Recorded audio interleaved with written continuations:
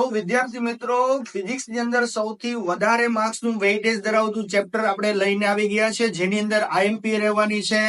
જોઈએ એ કયું ચેપ્ટર છે અને કઈ આઈએમપી છે. તો ચેપ્ટર નંબર 9 કિરણ પ્રકાશ શાસ્ત્ર અને પ્રકાશીય ઉપકરણો, જેની અંદર 2 માર્ક્સના એમસીક્યુ, 2 માર્ક્સનો એક સવાલ અથવા તો દાખલો, 3 માર્ક્સનો એક સવાલ અથવા તો દાખલો, 4 માર્ક્સનો સવાલ અથવા તો દાખલો, એમ કરીને આના કેટલા માર્ક્સ થાય છે?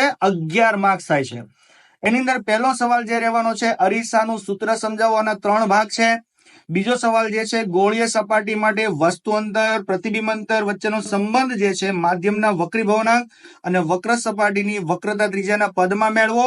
ત્રીજો સવાલ, ઓપ્ટિકલ ફાઇબરમાં પૂર્ણ આંતરિક પરાવર્તન સમજાવો. ચોથો સવાલ છે, પૂર્ણ આંતરિક પરાવર્તન આકૃતિ દોરી સમજાવો. પાંચમો સવાલ છે, પાતળા લેન્સ માટે લેન્સનું સૂત્ર મેળવો અથવા એને કહેવાય છે લેન્સ મેકર સમીકરણ મેળવો.